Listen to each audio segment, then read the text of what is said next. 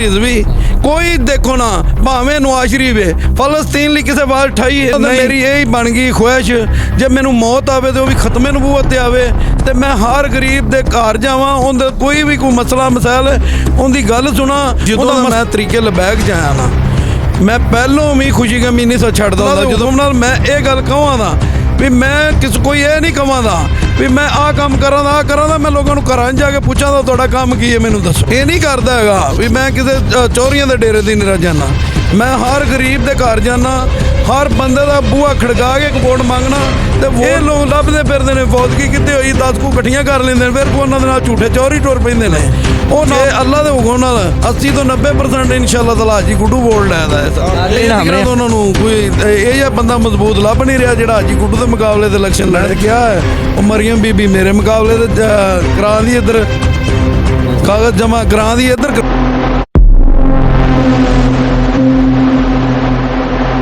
बिस्मिल्लाहिर्रहमानिर्रहीम अस्सलाम वालेकुम नाज़रीन, आपका मेज़बान सैयद हसनैन बुखारी, आप देख रहे हैं अलर्ट पाकिस्तान। तो नाज़रीन इस वक्त हम हाजी नवाज़ गुड्डू साहब के हलके में मौजूद हैं। इनसे बात करते हैं इलेक्शन के हवाले से कि इनके हलके में क्या सूरत हाल है और यहाँ से ये विन हो रहे हैं या नहीं हो रहे। ये तो हमने विज़िट भी कर लिया, हाजी साहब से भी जानते हैं कि ये क्या कहते हैं। वीडियो से पहले आपसे रिक्वेस्ट है कि चैनल को सब्सक्राइब करें और वीडियो को लाइक करें और कमेंट में अपनी राय का इज़हार ज़रूर करें। तो हम हाजी साहब से बात करते हैं। अस्सलाम वालेकुम। वालेकुम सलाम। हाजी साहब कैसे हैं आप? बिल्कुल ठीक। अच्छा हाजी साहब मुझे ये बताएं कि इलेक्शन करीब है तो इस वक्त आपके हलके में क्या सूरत हाल है इलेक्शन के हवाले से? ताजदारे खत्म नबूवत जिंदाबाद जिंदाबाद जिंदाबाद। बिस्मिल्लाहिर्रहमानिर्रहीम। मेरे हल्के चेक कर लें सर्वे करके मैं तो क्या है वो मरियम बीबी मेरे मुकाबले तो करा दी इधर कागज जमा करा दी इधर कराया ना। हाँ मैं तो मंगार ना मैं इंशाअल्लाह ताला अल्लाह के हुक्म नाल मैं नहीं लीड तो जिता ना लाहौर की तरीक ते मिसाल बन जाएगी इंशाअल्लाह। तो भाई साहब ये दसो कि इत्थे जेड़ा वक्त जो इलेक्शन च तुहाडे मुकाबले कौन लड़ रहे हो इलेक्शन? ਜਿਹੜਾ भी मुकाबले ते आया ये तक तो उन्होंने कोई ये बंदा मजबूत लभ नहीं रहा जिहड़ा हाजी गुड्डू के मुकाबले ते इलेक्शन लड़े। अजे तक तो ढूंढ रहे ने भी कितों बंदा लियाना इंशाअल्लाह ताला। बाकी सर्वे करके चेक कर लें जे अल्लाह के हुक्म नाल 80 तो 90% इंशाअल्लाह ताला हाजी गुड्डू वोट लैदा है। हमने हाजी साहब के हलके में विज़िट किया, पहले भी आपको वीडियो दिखाई है तो इधर से यही आवाज़ आती कि हम अपना वोट देंगे तो हाजी नवाज़ गुड्डू साहब को देंगे। तो हाजी साहब आप मुखालफों को क्या पैगाम देना चाहते हैं कि आपके हलके से वो वोट ले सकते हैं या नहीं? मेरे हल्के च देखो ना कोई भी MP MN भावें कोई नून लीग का भावें कोई PTI का जोड़ा भी है वे उन्हें 5 साल तक कभी चेहरा ही नहीं विखाया भी इस हल्के च आए ही नहीं है। उदों लभदे फिरदे ने फौजगी कितने हुई है पर मैं तो जोड़ा है ना कोई 7 साल तो आपके हल्के के नाल अटैच हाँ तो मैं ये सोच के जनाजा पढ़ना कोई अल्लाह के बंदे का ऐसे तो जनाजा पढ़ा ना जिंदी वजह तो मेरी बख्शिश होई थी मैं नजरिया रख के पढ़ना। ये लोग लभदे फिरदे ने फौजगी कितने हुई 10 को कट्ठियां कर लेंदे फिर कोई उन्होंने नाल झूठे चोरी टुर पैंदे ने वो नाल उंगल फड़ के घुमाते फिरदे ने और आ ही इन्हां दा काम है।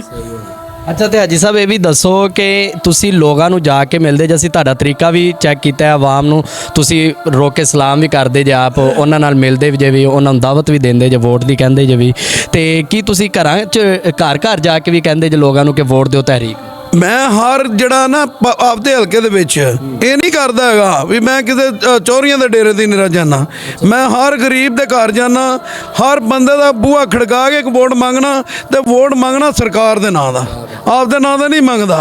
मैं कहना भी दीन की खातर वोट दिओ जो दीन तक आएगा ना अल्लाह के रसूल के मुताबिक फैसले होंगे ना तो गरीब की सनीचे की इसलिए वेखो ना कोई भी है वे जे कोई बत्ती का बिल गरीब तार लेंदा उन्हें घर चलाना औखा होया पिया लाद वेखो ना लाद के घर छड्डे ने तो वह नवाज शरीफ की कहता जी वो जन्नत दी टिकटां मिलन दियां।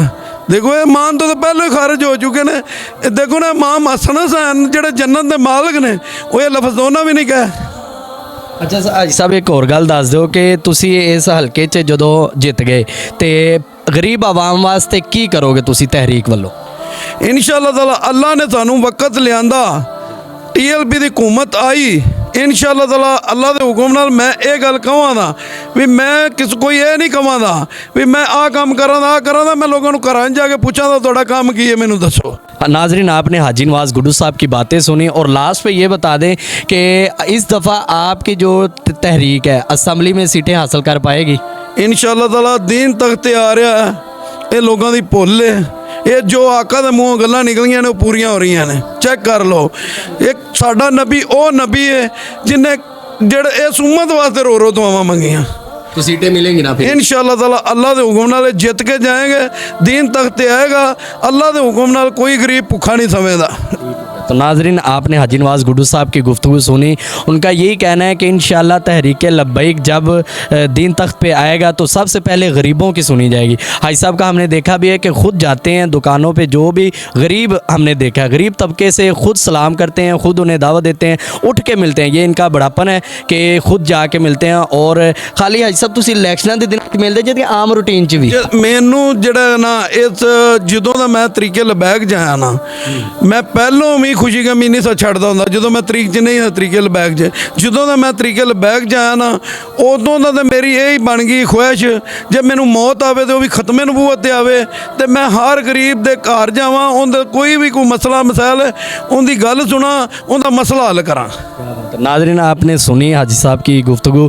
बातें अच्छी लगी हो तो इसे लाजमी शेयर करें ताकि और लोगों को भी पता चल सके कि बड़े जो लोग हैं वो गरीबों का सोच रहे हैं। तहरीक लब्बैक वाले हमेशा मैदान अमल में और गरीबों का हर वक्त सोच। फलस्तीन ली कौन बात उठा रहा है? साद रिजवी कोई देखो ना, भावें नवाज शरीफ है, फलस्तीन ली किसी बात उठाई है नहीं। फलस्तीन ली किसी इमरान खान की पार्टी ने बात उठाई है नहीं। जरदारी ने बात उठाई है, इको ही बब्बर शेर है। बब्बर शेर है जिन्हें एक ही बात उठाई है फलस्तीन के हक च। मैं हर लीडर नूं, हर बंदे नूं, हर मजहबी जमातां नूं मिलण नूं तैयार हाँ, सिर्फ फलस्तीन के हक च ये बात उठाउण। जिवें साडियां मावां भैणां बेटियां पकार रहीआं ने, ते यार जे साडे च ताकत भी होवे ते हिम्मत भी होवे ते असीं उन्हां दा साथ ना दईए, असीं फिर काहदे मुसलमान। एक मुहम्मद बिन कासम सी जिन्हें एक लड़की तो जंगां लड़ियां ते पूरे कुफर नूं ला दिता। असीं यार किहड़े मुसलमान ਜਿਹੜੇ ਆਪਦੀਆਂ ਮਾਵਾਂ ਭੈਣਾਂ बेटियां नहीं बचा सकते? ਅਸੀਂ ਐਟਮੀ ताकत भी होईए ਤੇ फिर भी ਅਸੀਂ बयान ना दईए ਤੇ फिर यार ਕਿਹੜੇ ਅਸੀਂ बहादुर यार, कोई बुजदली है साडी। जी, तो नाज़रीन, आपने गुफ्तगू सुन ली। कमेंट में अपनी राय का इज़हार ज़रूर करें। तो हमें दें इजाज़त, इंशाल्लाह में मिलते हैं नेक्स्ट वीडियो में। तब तक के लिए अल्लाह हाफिज़।